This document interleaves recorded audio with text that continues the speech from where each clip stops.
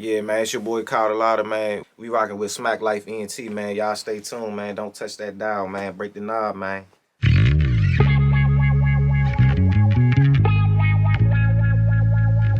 Philanthropist, host, activist, switch scorion, put on ologist.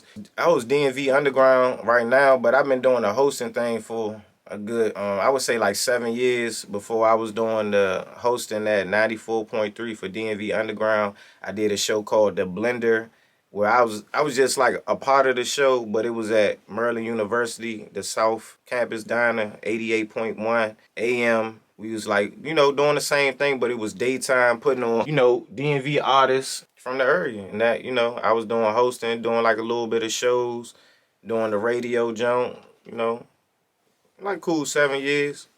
That's not that long to be, in the host game. Yeah. I should be a super host by now, right? But I still feel like it's still the beginning steps of it. You know what I'm saying?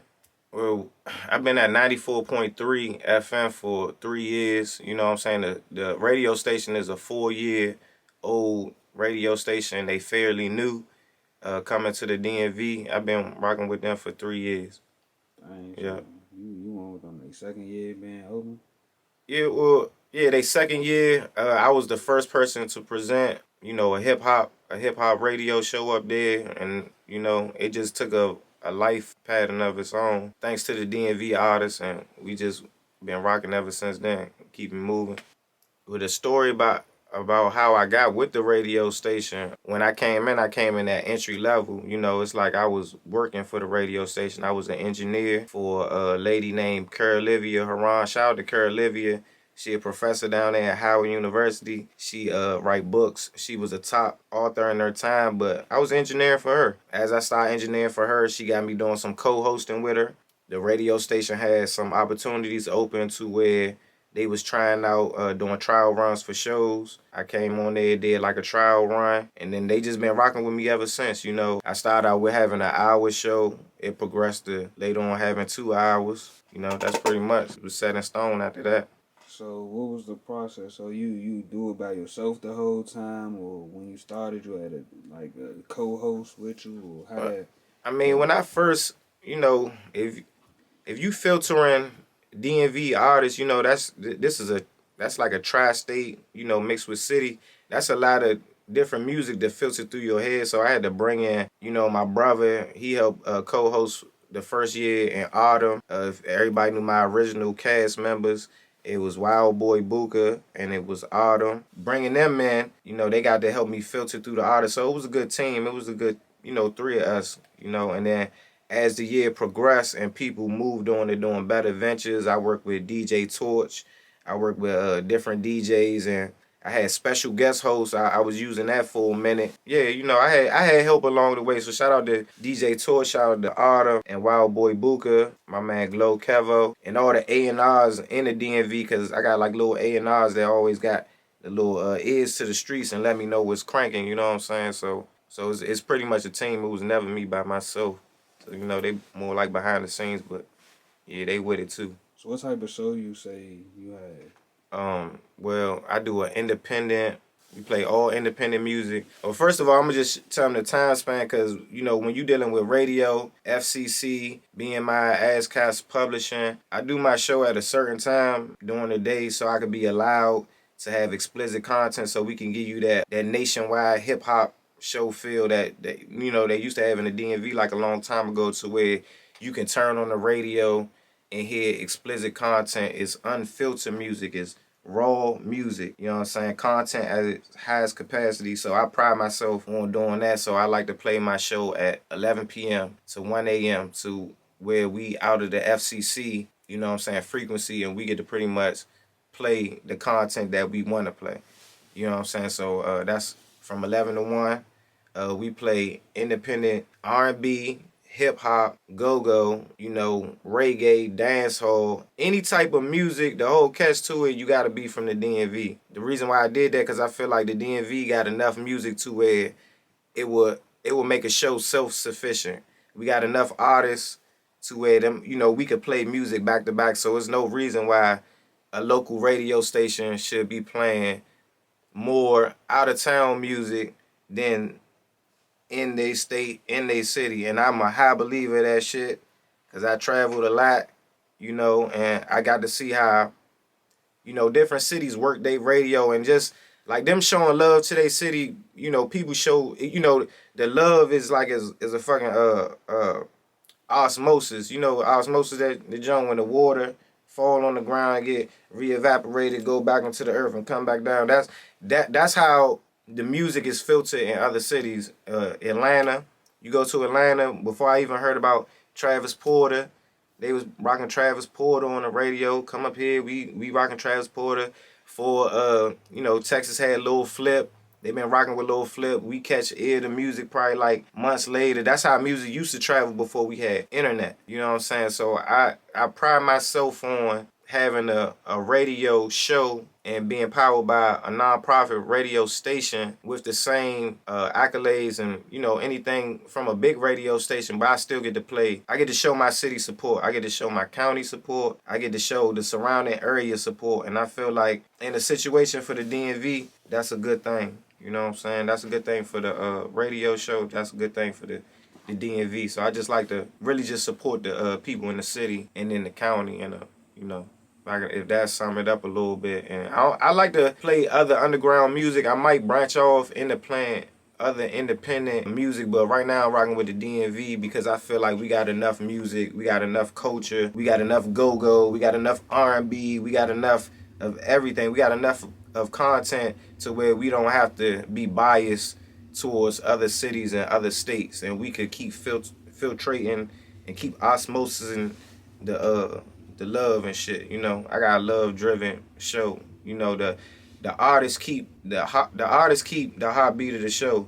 When they sending in music and all that, it's DMV. And shout out to DMV Life too, because you heard of DMV Life? Yeah. He do stuff like that too, to where you could go to his site and they just running DMV music back to back. I met bro. I went to his studio. Yeah, and like that's respect. You know, that was something going on before I even started my show. And for me, being a DMV artist too at one point, you know, because I felt like it was a need for better radio support when I was like, you know, advocating and doing music and things like that. And I found DMV Life, and I just, after looking at his site and everything, I'm like, yeah, that's all cool and everything. But I really admired the fact that he just had a part of his show to where you could go in his archive and you could just hear all DMV music. You could go to his page, it was all DMV. You know what I'm saying? I ain't take nothing from him. You know what I'm saying? But I admired that. And I felt like me being a DMV artist, I could appreciate something like that. So it was more to the blueprint than a lot of people see. You know what I'm saying? So to sum it up all in a nutshell, I just like to support the DMV. So the comedians, the artists, because I feel like we got it. I feel like the DMV been a drive through it anyway. Everybody taking our shit, running, going do other shit, you know. Why not we be the platform, you know what I'm saying, right here, and you ain't gotta blow up nowhere else. We was trying to banish the myths of saying that you gotta go somewhere else to make it. You can make it in your city. We got big people in the city that been made it, you know, more than a few examples to show that you very capable of doing the same thing. So that's why I like to just support the DMV and independent talents. That's it. So the DMV flow, what you feel about the DMV flow? What is this DMV flow? The DMV flow. Alright, so I feel like the DMV flow is I just wanna say this. It's one of the most refreshing and one of the most newest things because I feel like that flow has been evolved. I feel like, you know, we go all day about who started it and everything, but I feel like it's unique. You know, the DMV flow, when you got the mixture of the patterns to where the punch-in, like it would be hard for me to explain all of it in one time just to really think of it real quick, but just seeing the punch-in patterns, like I see it like that with punching in and how they record versus doing your bars straight out, you know what I'm saying? And like I said, we go back and forth who really started that and everything, but you asking if I like it? Yeah, I fuck with it. It's a lot of artists that's putting their own little spin on it. It's very highly recommended that you put your own spin on it. Cause I'm glad you asked me that question, cause I remember when Top Dollar came out, and he came out with the DMV Flow track, and that was a perfect example, cause from, you know, somebody that never heard of the DMV, so you hear that DMV flow, and then you hear how Top Dollar was coming on the track. Everybody know Top Dollar flow. Everybody know he a good artist and everything, but he chose to take that flow in particular and try to do something with it. So I feel like it's unique. It's F5 refreshing. I feel like it's good when everybody do their little twist on it, and I like it. Yeah, we gonna argue for a whole nother interview about who started it, but I feel like everybody has took it and put their own little spin on it. Like, Money Ma, a lot of names. I don't want to be biased towards any artist, but a lot of people. Shout out to Jazz Swerve, shout out to Big Flock, shout out to and then I feel like too, me being a Marylander, we gotta pay homage to the Maryland people that actually took that joint and made that joint go crazy. You know what I'm saying? Because it's the DMV flow, but you don't want to be so caught up to when people say the DMV flow. To me, it's the Maryland flow. I agree. It's the Maryland flow that the DMV adopted. You know what I'm saying? Because they like to say DMV when it's making everybody look good in the whole. But you get what I'm saying? But then when it's DMV, sometimes in Baltimore can't be in it, and this can't be in it. For real, it's a Maryland joint. I'm glad we talk about this shit. The Maryland flow, I love it, and I'm glad that the DMV has adopted it, and they evolving with it, and they taking it and running with it. Cause I bet you I could stamp this, and a lot of people will probably see this and be like, "What the fuck is Cuz talking about?" It's way more Maryland artists that took that flow and ran with it and did something with it to the point to where they done bust down doors. And you got city people that gotta work with these artists. You got Virginia people that gotta work with these artists. You got industry artists that gotta tap into the DMV, checking the DMV, and work with these artists. You got people still in the flow. People always said our flow was a thin line between how Atlanta was doing, and filtering Atlanta artists through the DMV. It's like I said, it's just a constant drive through, but DMV, we just took it and ran with it. So shout out to the DMV flow, shout out to the punch-ins and all the engineers that don't mind sitting right there for that long ass time doing all them punch-ins when motherfuckers could just do their bars straight out. But if they did it like that, then we wouldn't have a DMV flow. So yeah, shout out to the DMV flow. Man, if y'all want me to play that crank for your tank, just send in your music to DMV Underground 943 at gmail.com. DMV Underground 943 at gmail.com.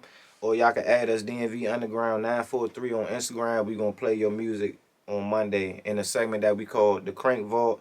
It's in the first hour of the show. So send in y'all music, man. I'm gonna crank that shit. We gonna let y'all know if it crank or if it stank. If it crank, we gonna tell you.